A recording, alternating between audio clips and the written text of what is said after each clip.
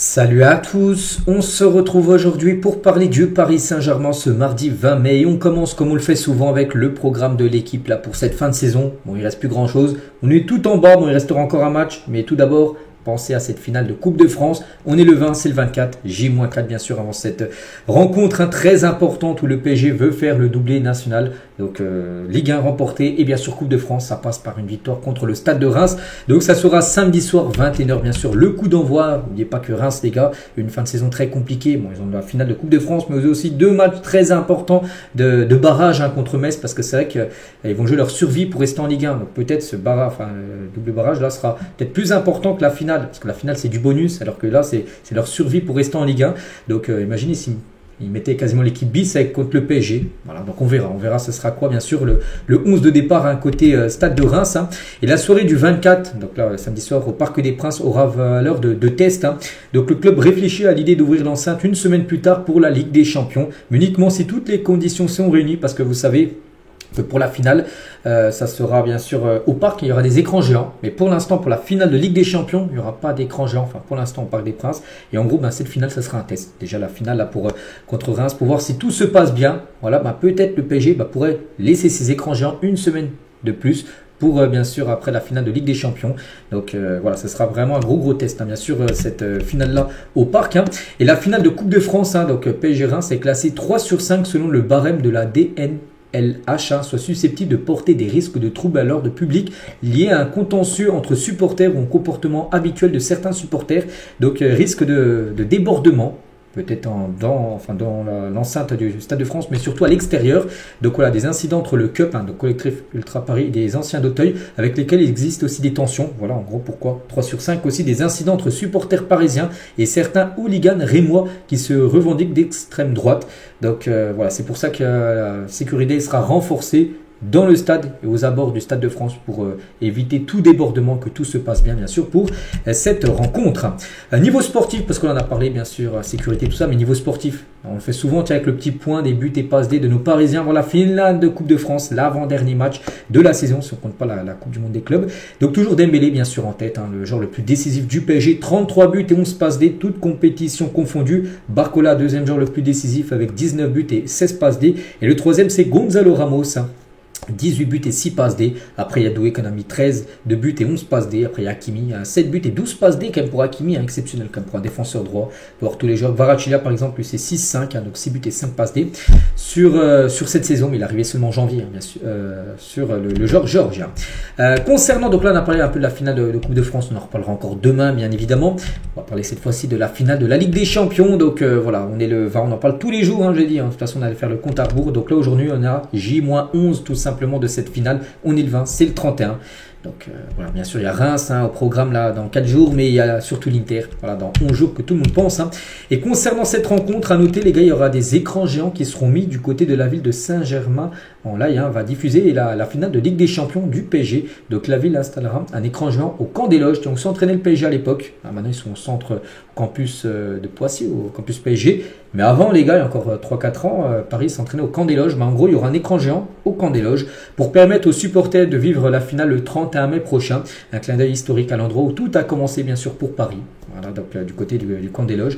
Voilà, concernant, donc il y en a déjà un aussi à Aulnay-sous-Bois, on avait parlé il y a quelques jours, aussi qui va être mis un écran géant, même dans 2 endroits différents de la ville de Aulnay-sous-Bois. Aussi à Saint-Germain, il y aura aussi un écran géant.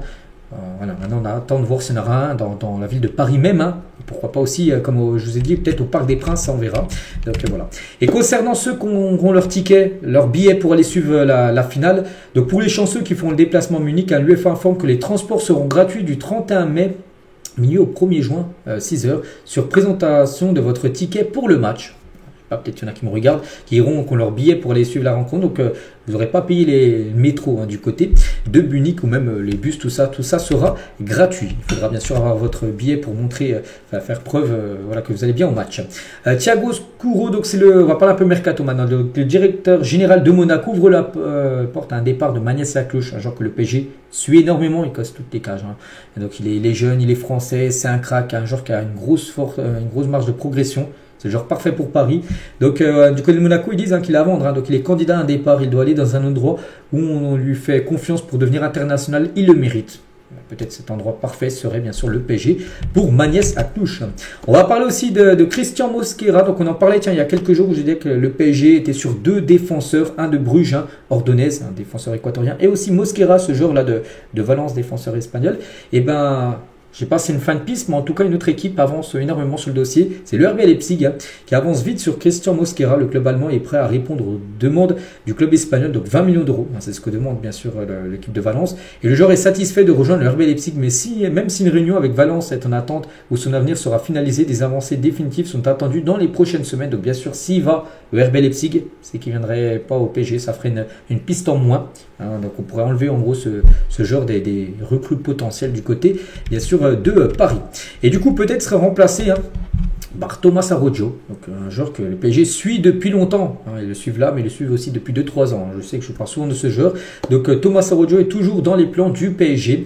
Donc pas d'offre faite pour le moment, mais Chelsea et Liverpool sont également sur le dossier. Voilà. Donc lui, Thomas Arrojo, c'est un défenseur central. Il joue du côté du Benfica.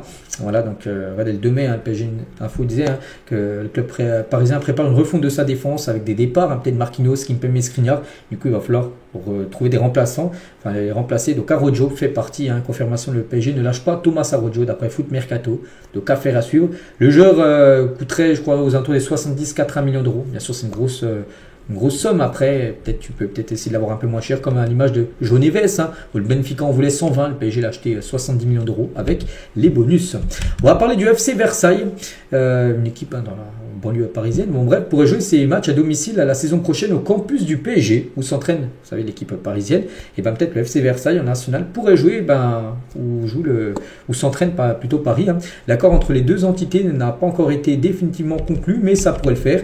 Donc voilà, en gros, ce serait ces dernières semaines, plusieurs membres de la direction Versailles ont été aperçus au campus PSG à Poissy. L'accord entre les deux entités n'est pas encore définitivement trouvé. Plusieurs sources internes au PSG nous ont confirmé les négociations avec Versailles pour accueillir plusieurs matchs de National 1 la saison prochaine. Donc une capacité, parce qu'il y a plein de terrains, bien sûr, au campus PSG. Ils ne s'entraînent pas que sur un terrain, il y en a moins 7-8 différents. Et il y a un terrain où il y a une petite tribune de 1200 places. Et voilà, là, l'équipe de National 1, donc Versailles, pourrait jouer ses matchs à domicile saison prochaine, du côté de cette petite enceinte. On revient sur la saison de Ligue 1 qui s'est finie. Quelques statistiques. Parmi les joueurs ayant joué plus de 5 matchs en Ligue 1 lors de la saison 2024-2025, les 3 joueurs affichant le plus haut pourcentage de passes réussies jouent à Paris. Marquinhos, 95% de passes réussies. Pacho, 95% également. Bon, après, voilà, on arrondit à chaque fois. Et Beraldo, 94,7%. Donc, c'est que la particularité, les 3, c'est que c'est des défenseurs centraux. C'est vrai que les passes réussies, quand tu es défenseur central, c'est facile. Des fois, tu fais une passe à ton collègue qui est juste à côté. Tu n'as aucun pressing. Donc voilà, c'est des passes réussies. Quand on attaque, c'est beaucoup plus compliqué, bien sûr, de réussir une passe réussie. Parce que là, tu as des joueurs qui prennent, bien évidemment, et tu as moins de solutions. Donc voilà, les joueurs qui ont réussi le plus de pourcentage de passes, c'est les 3 défenseurs parisiens.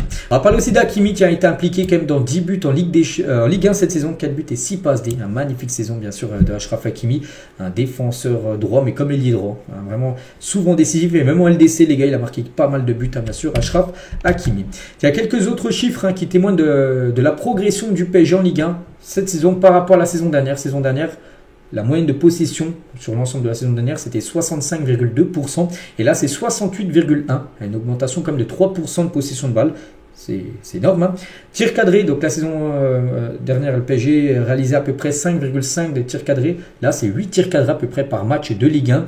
Les tirs subis, donc tu passes de 4,18 à 2,97, c'est-à-dire que tu as subi moins de tirs cadrés.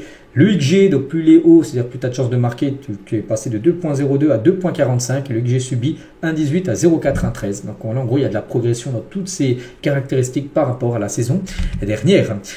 Toujours avec quelques infos sur cette saison de Ligue 1, la fameuse compensation offensive depuis le départ de Mbappé en Ligue 1, donc le duo Dembélé-Barcola. Donc en 2023-2024, c'était 7 buts, les deux. Là, cette saison, c'est 35 buts. Voilà, les deux, donc plus 400 pourcentage avec la saison dernière, c'était Mbappé qui marquait beaucoup de buts. Mais voilà, seulement 7 pour Dembélé, Barcola, cumulé saison dernière. Et là, on est passé à 35 vu que bien sûr Mbappé n'est plus là, il faut bien marquer des buts à Paris. Ils ont pris leurs responsabilités les deux. Et les milieux, hein, donc 15 buts en 2023-2024, et là ils sont passés à 21 buts, les joueurs qui jouent milieu de terrain, les Neves, tout ça, les Fabien Ruiz, donc aussi une augmentation de plus 40%. Donc voilà, ça aussi c'est des belles stats hein, qui montrent la belle saison du Paris Saint-Germain. Et on finit les gars aujourd'hui avec le Ballon d'Or. Donc pourquoi? Parce qu'on connaissait la date. La date quand sera décerné le Ballon d'Or. Et officiel, ça sera le 22 septembre prochain. C'est la date où on connaîtra le Ballon d'Or 2025. Ça aura lieu à Paris. Hein, comme d'habitude, ça se tiendra au Théâtre du Châtelet, hein, du côté de Paris. Donc les critères hein, qui désigneront le Ballon d'Or 2025. Tout d'abord, les performances individuelles et le caractère décisif et impressionnant du joueur. Donc nous, du côté de Paris, le joueur qui a le plus de chances de remporter ce prix, c'est bien sûr Ousmane Dembélé. Donc voilà, performance individuelle, on sait qu'il a fait des très grands matchs. Caractère décisif et décisif. Donc décisif, tiens, et sur les 5 derniers matchs de Ligue des Champions, à chaque fois il était décisif, soit avec un but, soit une passe D. Ça compte énormément, les gars, c'est le critère numéro 1 du Ballon d'Or. Et impressionnant aussi. Hein. Donc voilà, bon après il y a aussi d'autres joueurs, bien sûr, hein, qui ont ces caractéristiques-là. Je pense à Lamine Yamal, hein, du côté de Barcelone, je pense peut-être à Rafinha, Salah, tout ça. Mais Dembélé figure très bien. Ensuite, c'est l'aspect collectif et les trophées remportés. Les trophées arrivent deuxième, bien sûr, avec une Ligue des Champions, ça te rapporterait, si le PSG gagne, hein, ça te rapporterait beaucoup de points. Après, le classe et le fair play. Et le critère lié à l'ensemble de la carrière disparaît. Donc voilà. Et concernant vraiment les 5 qui se détachent pour le Ballon d'Or, c'est ces 5-là. Donc il y a Salah, Lamine Yamal, Rafinha, Pedri, Dembélé. Voilà. Et pour l'instant, bien sûr, Dembélé est le favori, même il sera l'ultra favori en cas de victoire finale, bien sûr, en Ligue des Champions du Paris Saint-Germain. Donc voilà les gars ce qu'il y avait à dire aujourd'hui. J'espère que ça vous a plu. On se retrouve demain. Demain, on sera mercredi. On continuera à parler, bien sûr, des finales qui arrivent, surtout la première là, contre l'équipe de Reims. Allez, je vous laisse. Je vous souhaite une très bonne journée et à demain.